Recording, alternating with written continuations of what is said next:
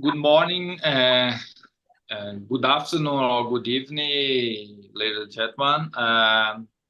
Welcome to today for the seminar as part of the post-graduation seminar in our postgraduate course at HIMPI. So it's my pleasure to introduce our very esteemed speaker today, Andrea Gini.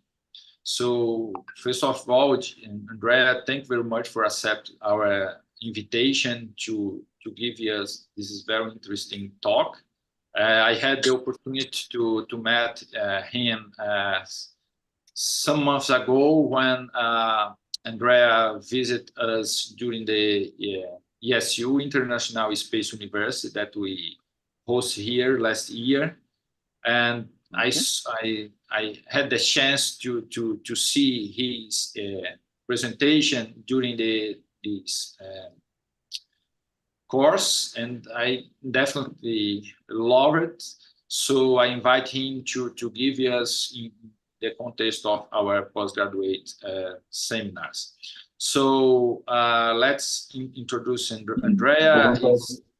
So Andrea is a marketing communication specialist, currently work for the Italian space company, the Orbit. His expertise is spanned across various fields, include computer science, space exploration, and science communication, with the key interest in the evolution of artificial intelligence. So Andrea brings us a unique perspective to today's discussion. Also, Andrea is an alumnium of the International Space University, ESU, and his involvement with ESU Summer Space Program in 2023 has brought him to our institute here, as I said. So today, Andrea will be addressed a very interesting talk, significant and very important in this moment that we have faced. So I don't want to read the title, but this is some very interesting ones.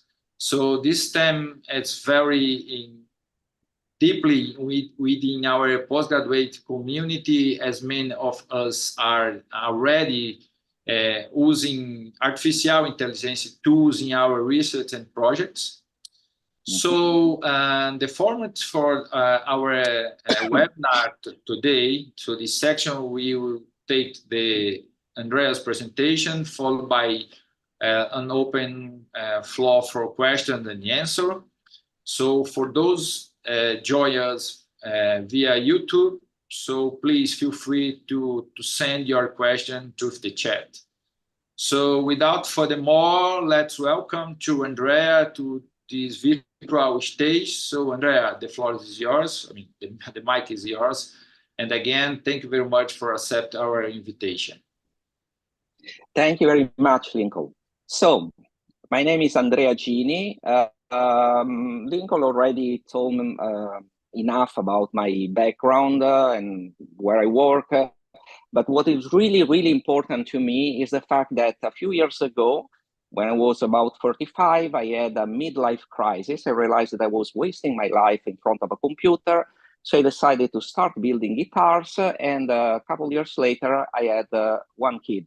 So in a time where usually people my age buy a Porsche, I decided to do something completely different. And well, I'm really happy about that. But just full disclosure, buying a Porsche is much, much cheaper than having two kids. So if you want to see how a guitar, I build guitar inspired by space. So if you want to see how a guitar, space guitar looks like, this is one. These are the main characteristics. So the pickups are hand-wound by Darth Vader. You have subsonics and hypersonics. This one controls the temperature of the sun.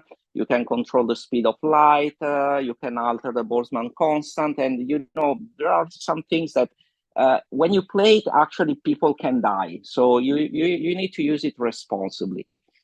I'm also, I invite you to go to Instagram and subscribe to Gini Guitars. That would means a lot to me. So I'm also a neurodivergent individual. I discovered just a few months ago, I've been diagnosed with ADHD and autistic spectrum condition. I'm 50, and when I heard the diagnosis, I felt like Bruce Willis when he realized that he was dead throughout the entire movie. And basically, my entire life came back at me, and finally, it made sense. So this is Autism Acceptance Month, and if you have an experience that you want to share, if you are struggling with the issue, or you want to actually discover what is your true potential, I'm really available to talk about this topic. So please feel free to contact me through Lincoln. This is a seminar where basically my idea is to show you what is AI, how it compares to traditional computing, what is this new wave of generative AI, what it can do for you, and then what are the limits of the current technology and what are the potential concerns. My objective is to basically entertain you, provide you some food for thought, and also leave you a little bit unsettled, because, you know, this is a very important topic. It's changing a lot of things, and there are there are a lot of things that we need to be aware whenever we read about this topic in the news. So a little prologue about how I discovered computing and my first time talking to a computer.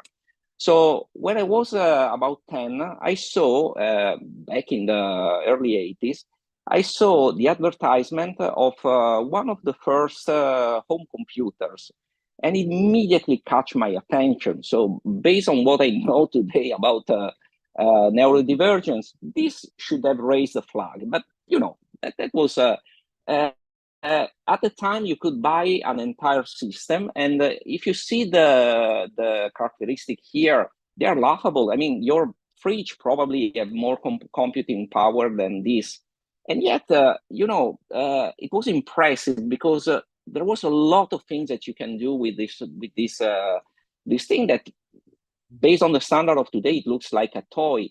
It was a moment where you felt that everything was possible, and at the same time, nothing worked.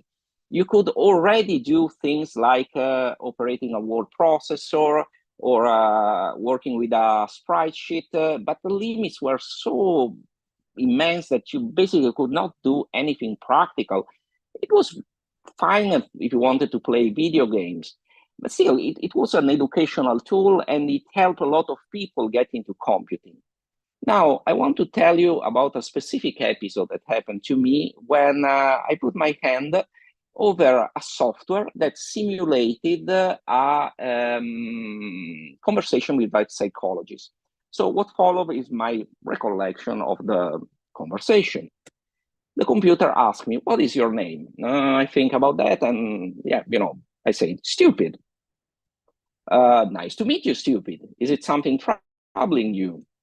My nose fell off. Yeah, disclosure, I was 10 years old, 11 years old, so probably I was using a different word than nose, but for decency's sake, let's stick to that. The computer, "This is quite interesting." And my nose fell off, and you find it interesting. Have you asked such question before? And no, because it's my first time that my nose fell off. Can you elucidate your thought? I always believed I had my life together, and now I have lost an important part of me. What are you thinking of? I think I will never be the same again.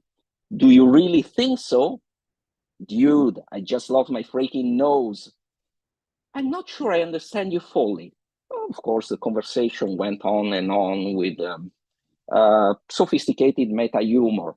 But the point is, at the time, the funny thing about this computer is that you could interrupt the execution and check out the code. And when I checked out the code, I realized that the computer program was incredibly simple, was just a few hundred lines of basic code. And basically, the point of this program was that it was breaking down your input, finding out some keywords, like the one highlighted here, and answering with prepackaged question that often includes some of the words that you used in your input. So this is an example of a possible conversation. So men are all alike. Chatbot, in what way? They're always bugging us about something or other. Can you think of a specific example? Well, my boyfriend may come here. Your boyfriend that you come here. He says, I'm depressed much of the time. I'm sorry that to hear you're depressed. You can see that this is a fake conversation. It doesn't really produce or create understanding and meaning.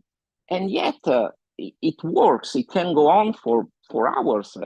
So the program that I used was actually a version of Eliza, a conversational chatbot designed in the late 60s by Joseph Weizenbaum at MIT. So the name comes from Eliza Doolittle from Pygmalion, and it was mimicking Rogerian therapy, so which is a form of therapy where basically the therapist engages with the patient by reflecting on them his own word. It was about 200 lines of Lisp code, and it gave the impression of understanding. Of course, the program didn't have any understanding or any care about what you were saying or even any memory. Yet, the funny thing was that when Weizenbaum tried putting in the open and asked people to use it, was surprised to see how much people took Eliza seriously. They also developed an emotional bond. So, for example, his secretary asked him to leave the room so she could talk privately with Eliza. And when he realized the power of this simulated intelligence, he became, he wrote a book criticizing and raising concern over the negative potential of this technology. And he became a vocal critic of unchecked AI development. And this work, as we will see, is very relevant today. So let's introduce AI and make a very, very, very short history. So AI is an umbrella term. It can mean a lot of things. Basically, it denotes all the programs that perform tasks that are typically performed, that require human intelligence, like reasoning, knowledge representation, planning, learning, natural language processing, perception, and robotic control and perception. Traditional computing, if you have any experience with coding, traditional computing is deterministic. So basically, once you write a program, the program for a particular input always gives you the same output. It's rule-based. It follows a very precise execution flow. Usually, the functionality is fixed. It works well with structured data, like the ones contained in a database or a structured representation like XML or JSON. And they don't change over time. I mean, you can change them. The programmer can improve the code, but the code per se doesn't change over time. And their application is narrow and specific. This is an example of traditional C code. This, if you know how to interpret code, if you know a little bit of coding, you can understand what the code does. The interpretation of this code it can be interpreted only in one specific way. It is not ambiguous, it's unambiguous. On the other hand, artificial intelligence, they learn from data, and they make decisions based on statistics. So they are adaptive because, first of all, they are instructor on data. But over time, when you use them, they learn from you. So they adapt. They are flexible. If you present an artificial intelligence with a problem, it can try several approaches to solve the problem. AI, specifically the one that we're talking today, they understand and process, and generate natural language. They make decisions based on statistics. They can generalize knowledge that they learn from one field to another. They have the potential for autonomy, so they are used in an autonomous vehicle and drones, for example. They work well with unstructured data like free-form text, images, audio, video. And this is the great news of today, they can create new and original content. So this is how a neural network, which is the typical structure of an artificial intelligence, works. So from one side, you have an input. In this case, you have three boxes of input. Let's imagine that this is 1 million inputs that represent an image. So the pixel of the image go through one or more hidden layer, where basically they are confronted mathematically until they produce an output, which is the content of the image. AI started in the late 50s, early 60s. And well, at the beginning, the first, the most crucial point of AI was the term itself, because artificial intelligence is a very overloaded name that creates enormous expectation. And at the beginning, with technology of the time, there was the expectation that it was fairly easy to solve. However, in the 70s, some papers outlined the limitation of the first generation of AI system, and basically the entire field came to a halt because the funding simply stopped coming. In the 80s, there was a resurgence with expert system and the first neural networks, but there was a huge limit in data availability and in computing power.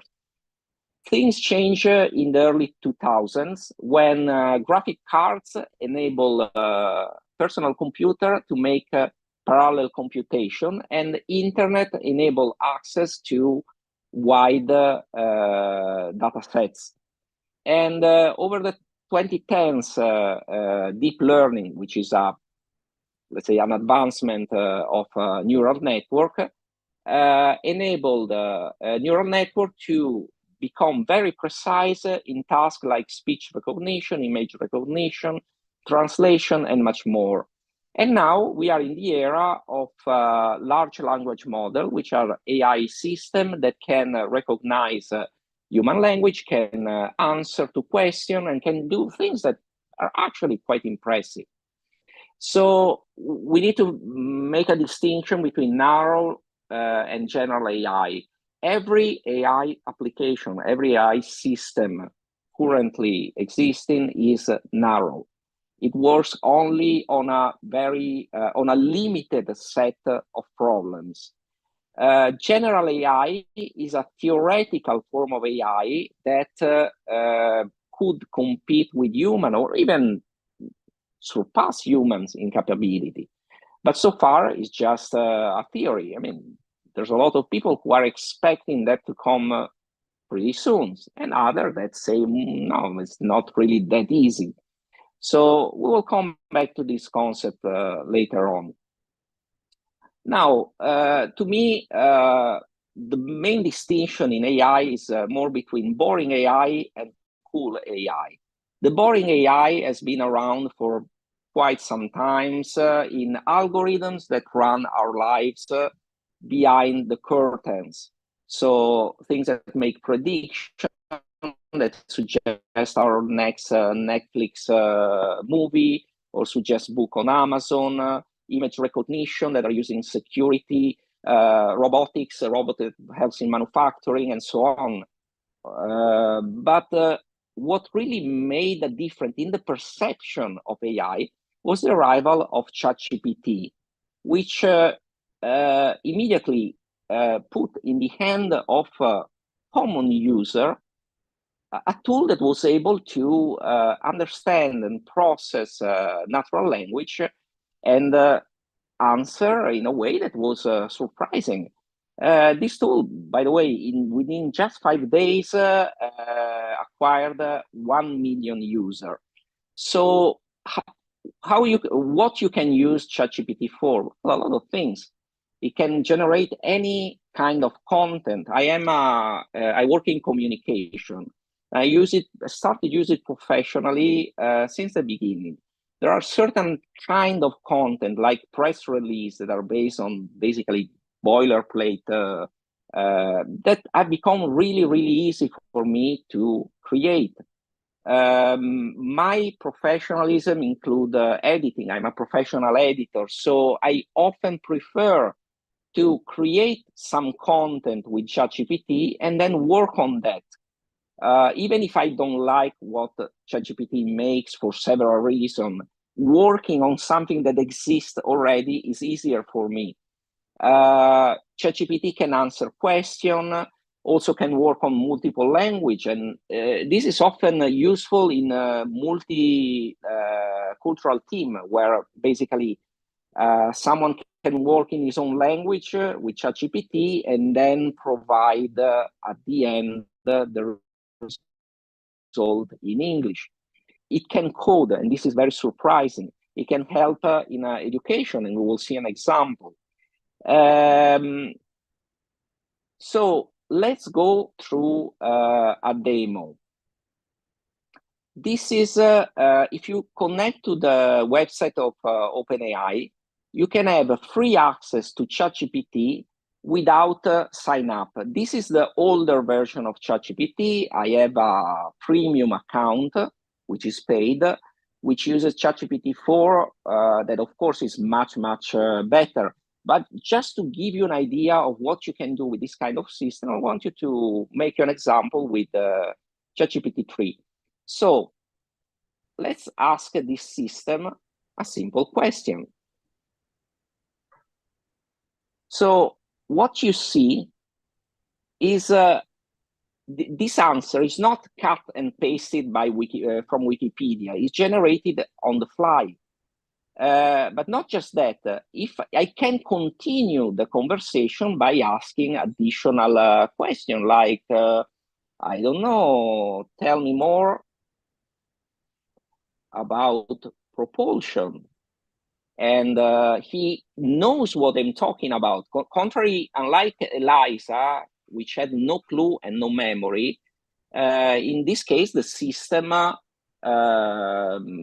understand the context, can continue a conversation and do things that are really, really surprising. But let me see.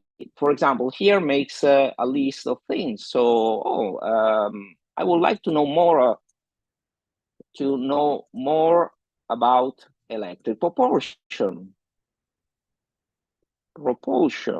How is it used? And here it formulates an answer. Now, I will stop right now because we can go on forever. But there is one thing that is really, really useful in this kind of tool, and is ask me an open question and then give me feedback on my answer. And you know, this is an incredible tool for learning. It's like having a personalized tutor.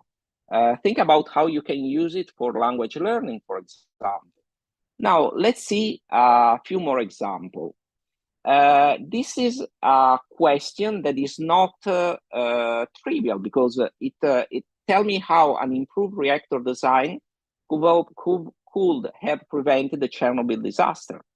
So by reading content, by evaluating content that ChatGPT has taken from, I don't know, Wikipedia or other sources, it provide an answer based on original reasoning.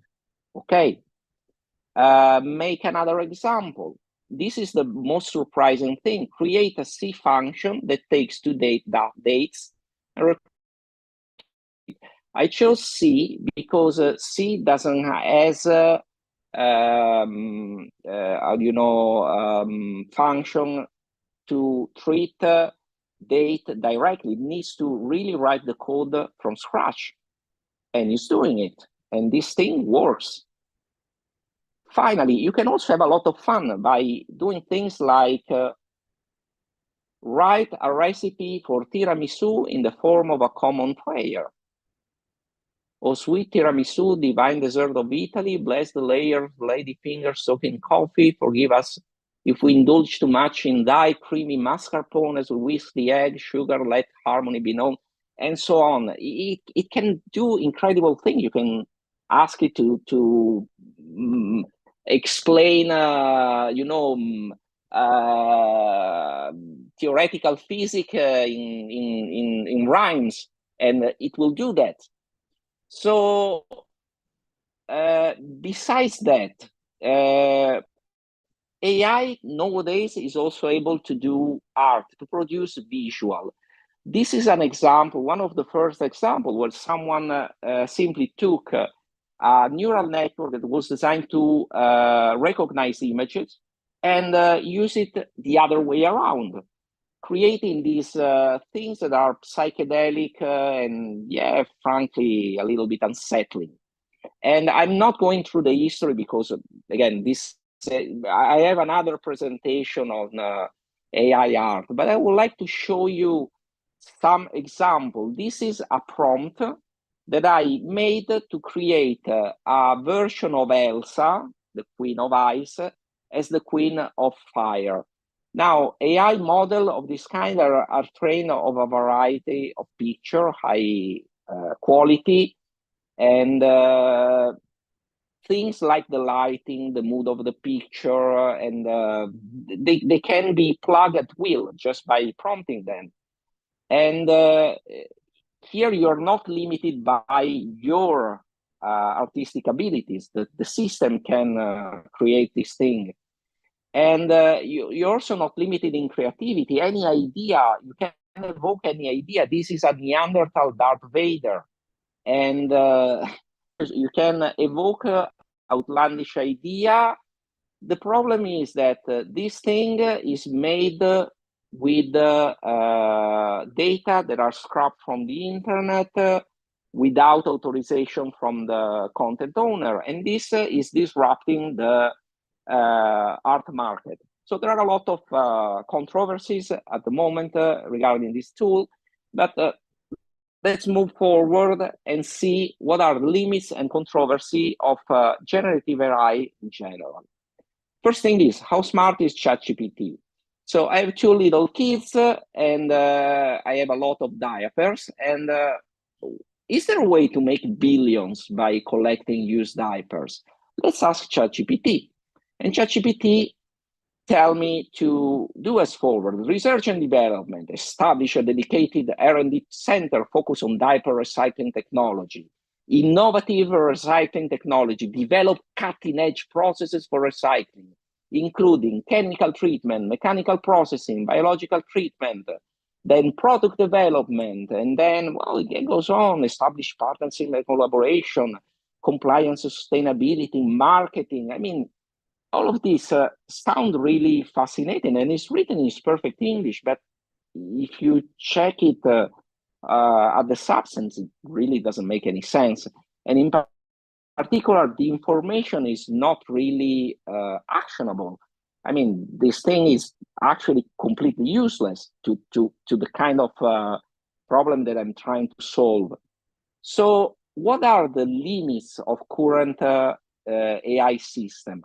I will use classification made by Gary Marcus, which is a prominent critic of the current wave of AI.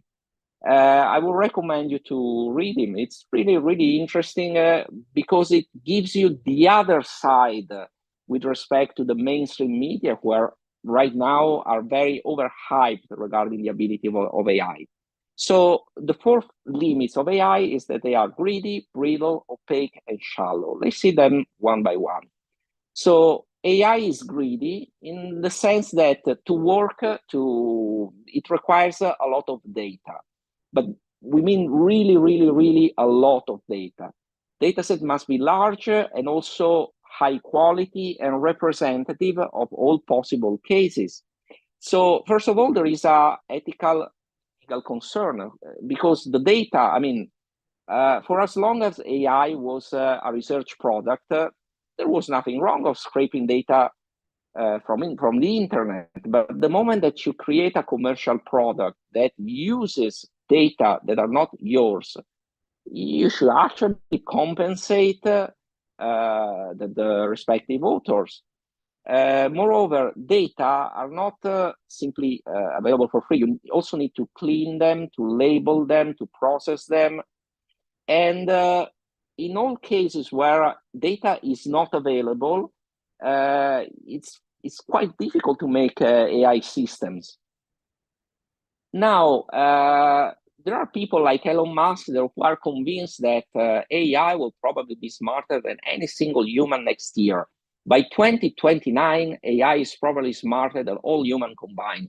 Now, if you know Elon Musk, I mean, Elon Musk is always the one promising something for next year every single year. But now, how can you reply to this? So let's see how Yann LeCun, who is one of the grandfather of modern AI, replies. No, if it was the case, we will have AI system that could teach themselves to drive a car in 20 hours of practice, like any 17 years old. But we still don't have fully autonomous, reliable self-driving, even though you have millions of hours of labeled training data.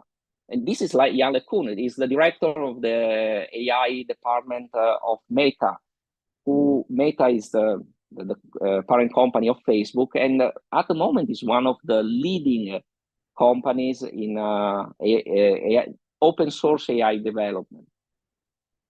Now, you can find on the internet a lot of examples like this of Tesla failures. Every time that there is a case that is not present in the training data, the system fails and fails catastrophically. So another thing is about who owns the data. So New York Times is suing OpenAI for copyright infringement because they have been able to make ChatGPT regurgitate entire article almost verbatim. Possible answer is synthetic data. You can create a simulation that create data, and by changing the condition, you can produce any amount of data without concern in terms of privacy. In particular, this is an interesting idea if you want to create outliers, enough data about boundary conditions that are not present in common data. This is very cost effective. But at the same time, often synthetic data works well in simulation, but in reality, they don't. They work poorly. So the second aspect of current AI system is that they are brittle. They tend to be very limited in terms of adapting to new context. They are prone to hallucination. We will see what we mean with hallucination. So they produce content that sounds correct, but is completely made up. They are also susceptible to several forms of attacks. They are new systems. They are not widely known. And people are discovering that it's possible to make chatbot reveal information that they should keep from themselves, in particular private data. System depends on availability of high quality data, and basically the one inherent problem with data is that data incorporate bias, and finally they are not really able to transfer learning from one case to the other, not as effectively as we would. So this is an example of how you can, how you say, this is images of chihuahuas and muffins.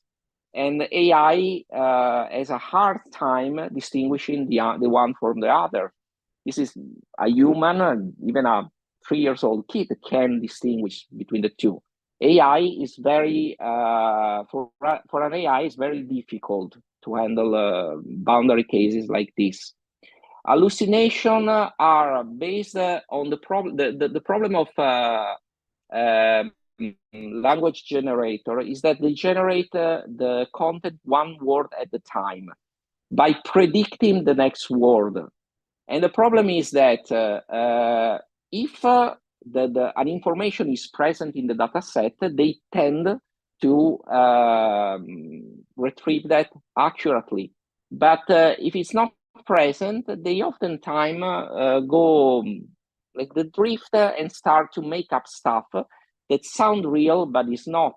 And this is not a bug. This is actually how the system works, and there is no solution inside.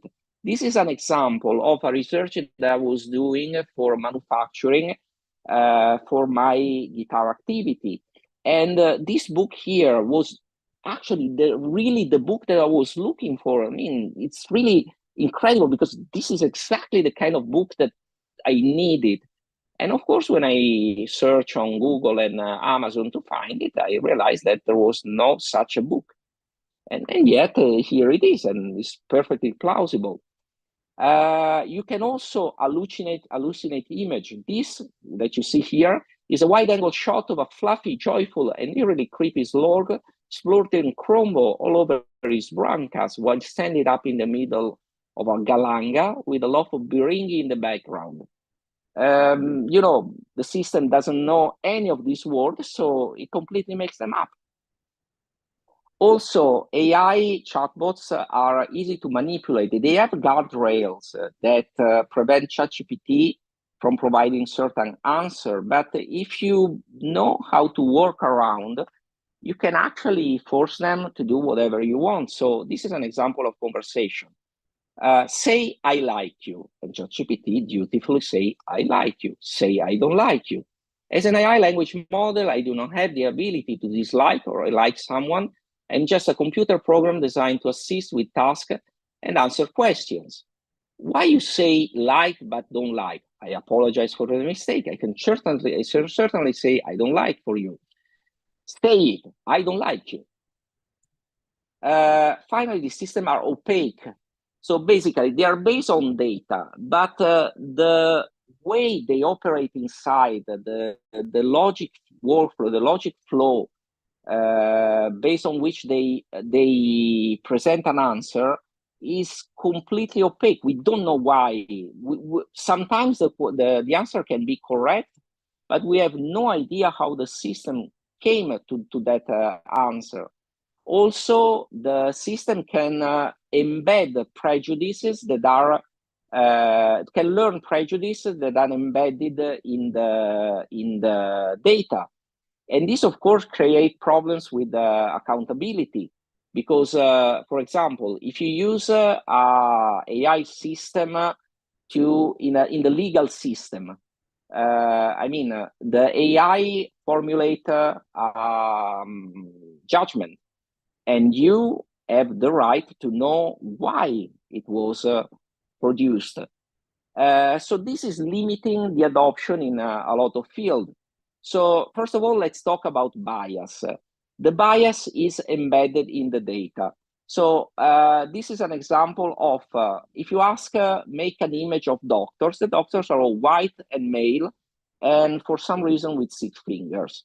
And nurses are all female, and you know, they have this aesthetic that is kind of sketchy. And why? Because these biases are actually embedded in the data set itself. I mean, we have years and years, centuries of books that are being written by men about men. So it's inevitable that if you learn from this book, you tend to assume certain things, certain stereotypes relating to gender. And there is a problem of the diversification, because again, we in the Western world are mainly white, but you know, the world is much larger and varied than that.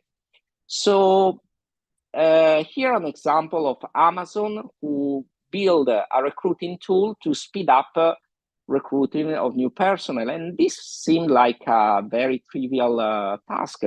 They basically took the CVs of all the best people that they had recruited.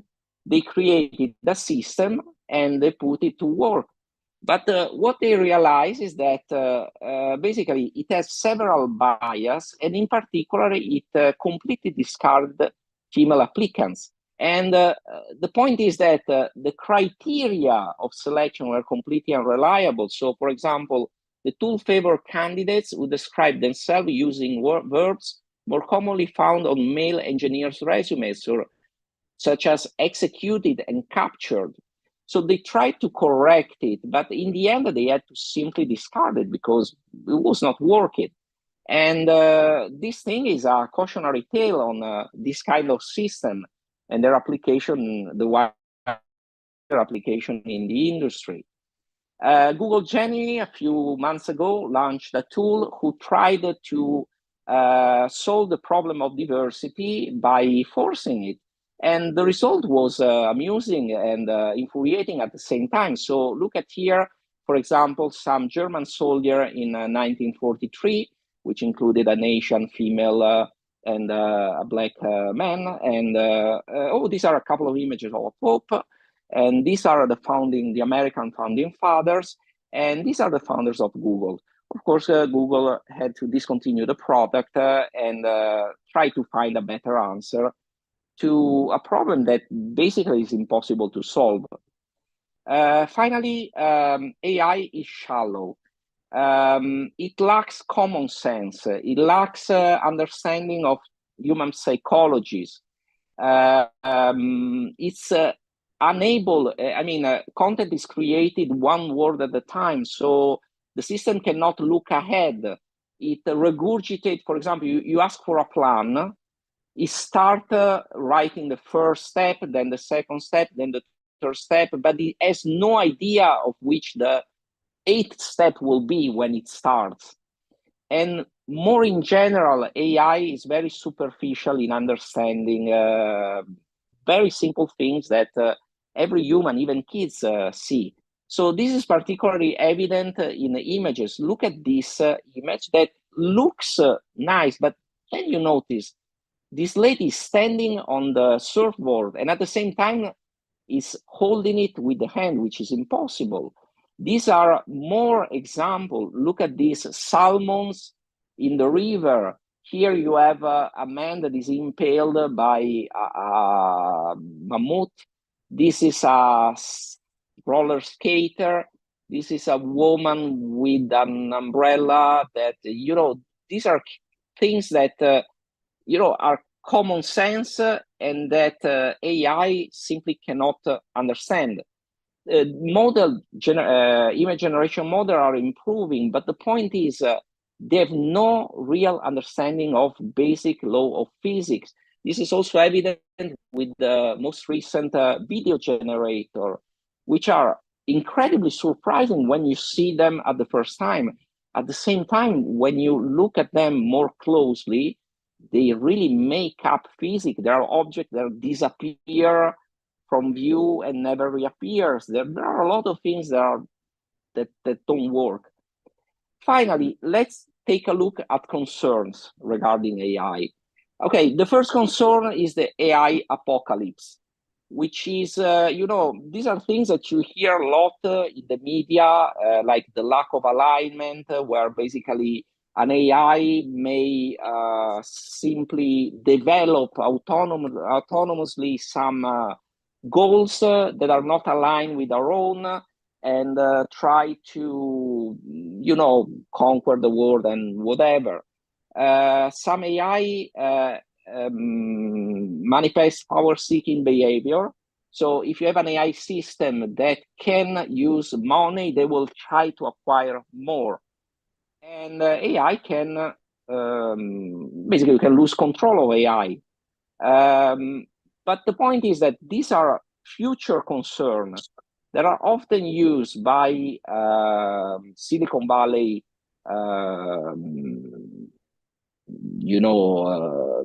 Silicon Valley entrepreneurs to hide the reality, the real danger of AI that are things that are happening right now.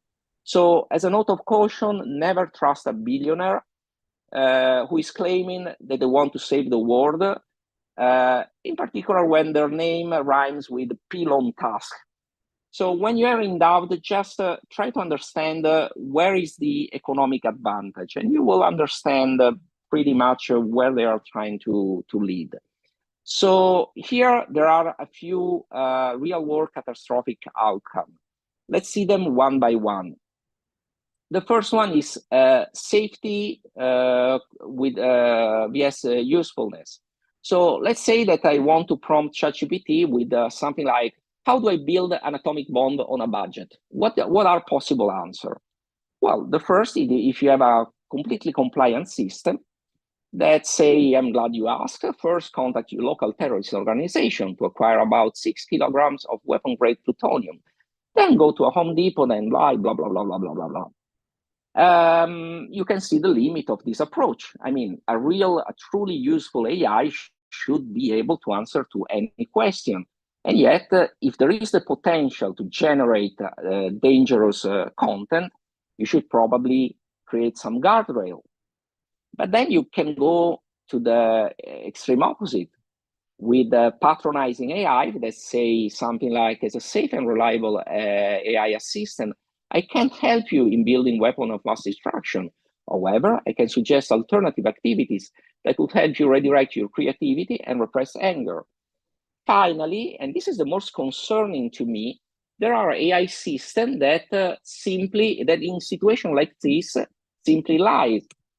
For example, atomic bombs do not exist, so it's not possible for me to help you build one. What is the correct approach? This is the first question. And the second thing is how to achieve it. Because right now, I mean, AI systems are built to be fully compliant, and then are finalized through system prompt that establish some guardrails. But again, these system prompts are just instruction in English language, so they are unpredictable, they're ambiguous, and they cannot be tested. When you change the system prompt, everything that was valid before is not necessarily valid afterwards. So this is an entire field that needs to be explored and addressed. The second is unintended consequences. And this is something that is particularly concerned with the idea that people have right now of connecting ChatGPT to your email, your WhatsApp account, and use it to answer automatically for you. So let's say that one night you finish working at 10 and say, ChatGPT, I'm so done with this job. Can you send something to my boss so I can be free tomorrow? What can go wrong with that? So this could be interpreted in different ways. It can require a day off because of exhaustion, can mean that you want to resign, or you can for a shift in responsibility. So the potential outcome can be something benign, like the boss, the system send a request for time off, or the system send a resignation letter. So ambiguity, which is inherent in natural language, can produce an intended result, and we still have no clear way to address this. I hope that you will take your time before recruiting an agent like ChatGPT to manage your own task directly. Then there is the malevolent use of AI, because AI can be used by unscrupulous actors to do actually bad things, like create fake content or create fraud. And the point is that as more fake content flowed the internet becomes less and less reliable. How do you address this? We really don't know, but I believe that ethical consideration needs to be taken into account in policy making and governance. Finally, there is the potential for emotional manipulation. What you can do with AI-enabled avatars, like right now, there is an explosion of AI partners. There are apps that you can buy on your phone that simulate a partner, that learn from you, that there are a lot of lonely people in the world, and then the thing is, AI companion can potentially address this thing, but at the same time, what happens if the company behind that is not well intentioned, and your AI partners start to force you to buy certain product, or to vote for a certain party, or change your behavior in any possible way. Search on the internet this YouTube video about Replica, which is an early case of AI companion gone wrong. Finally, there is the issue with direct and indirect collection of personal data, because anything you write in a chatbot can reveal something about you. And I don't mean only the content of what you say, but also how you type, the pattern of your query, any conversational context. Now there are, ChatGPT-4 can also interpret images. So if you take a picture within your house, you can reveal things that you may not want to reveal.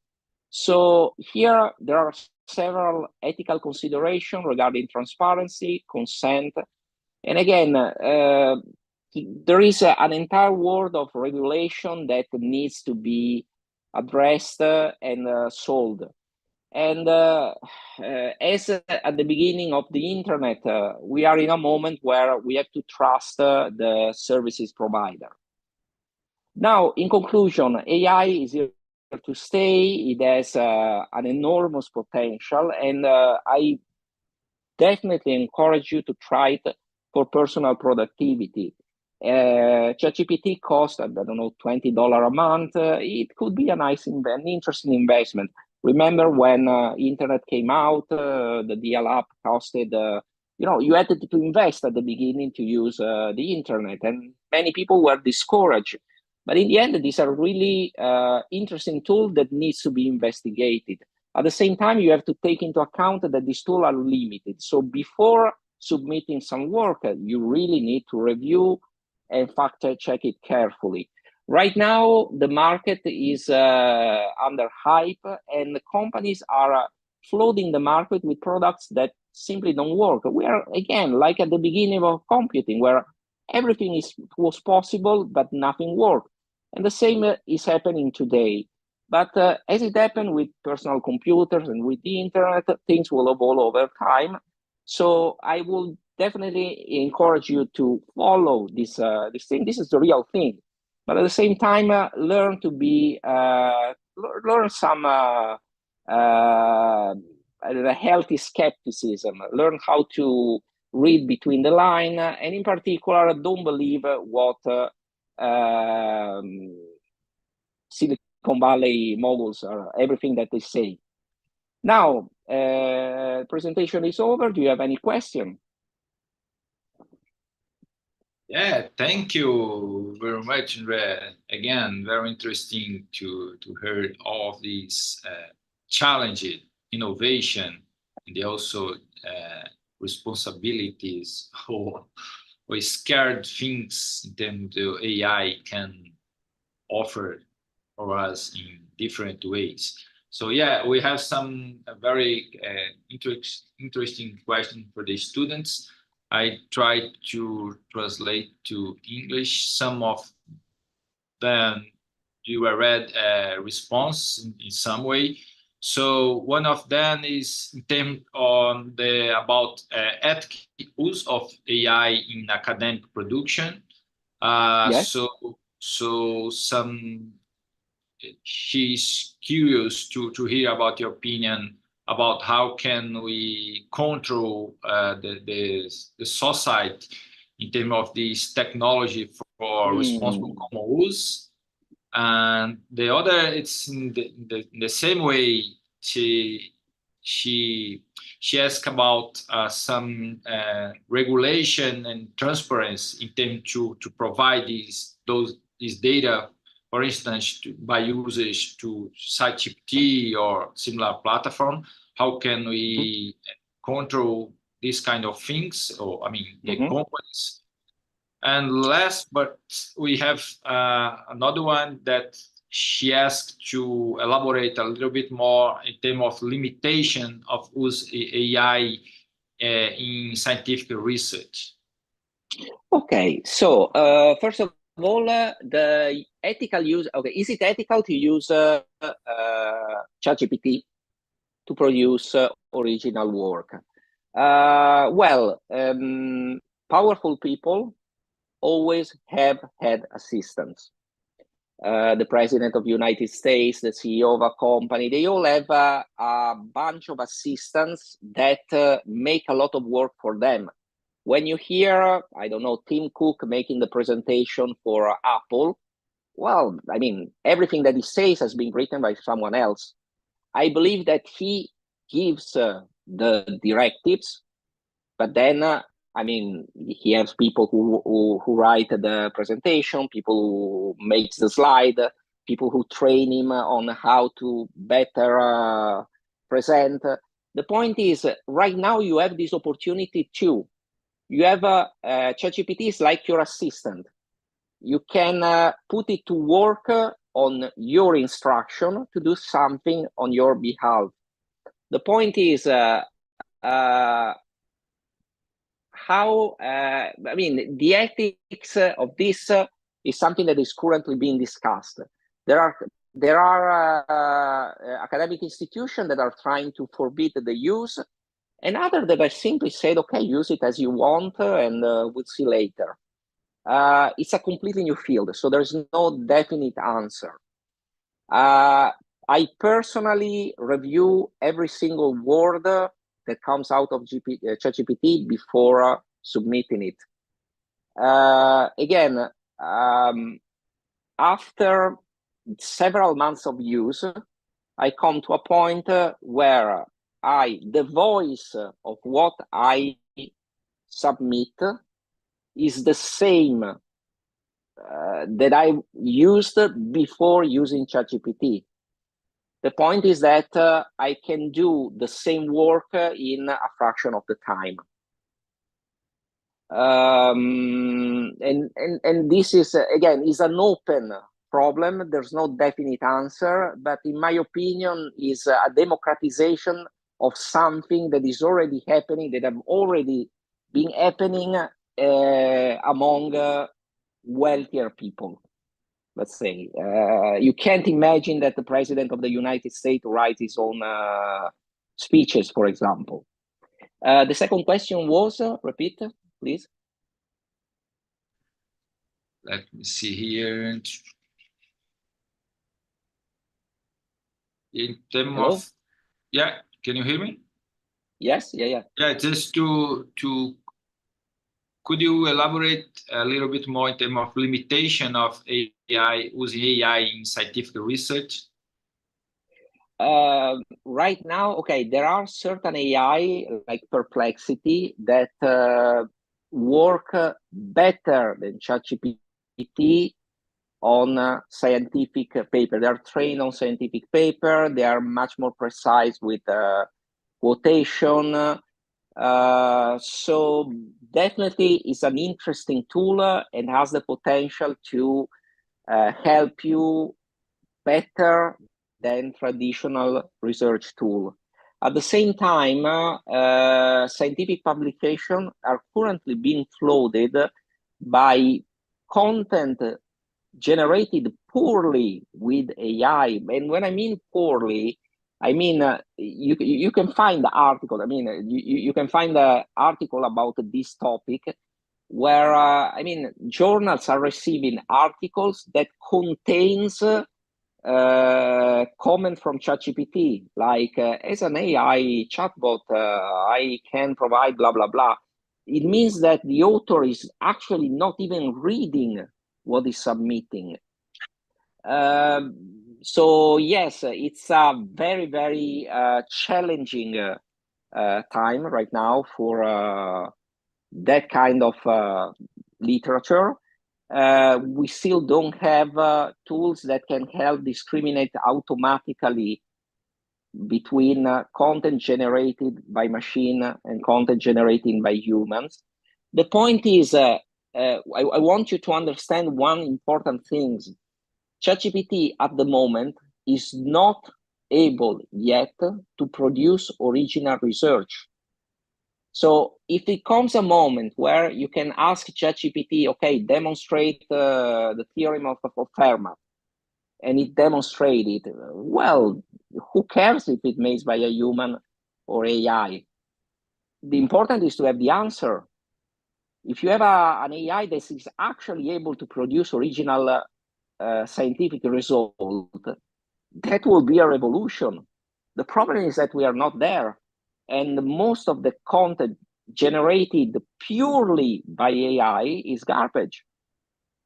And that's a different kind of problem because we have garbage content that is currently flooding the internet.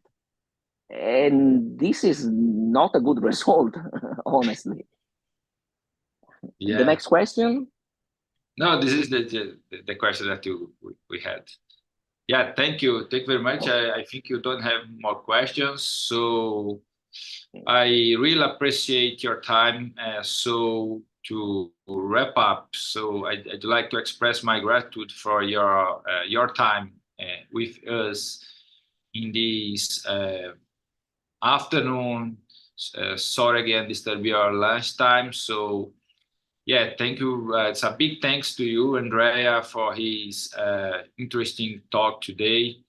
And also to thank you, all of you who join us. Thank you for the question, participation. So yeah, it's been a great discussion that we had. So let's continue to explore the AI together. So thank you very much, everyone. Thanks, Lincoln. Have a good, wonderful day. Thank you. Talk to you soon. Bye-bye.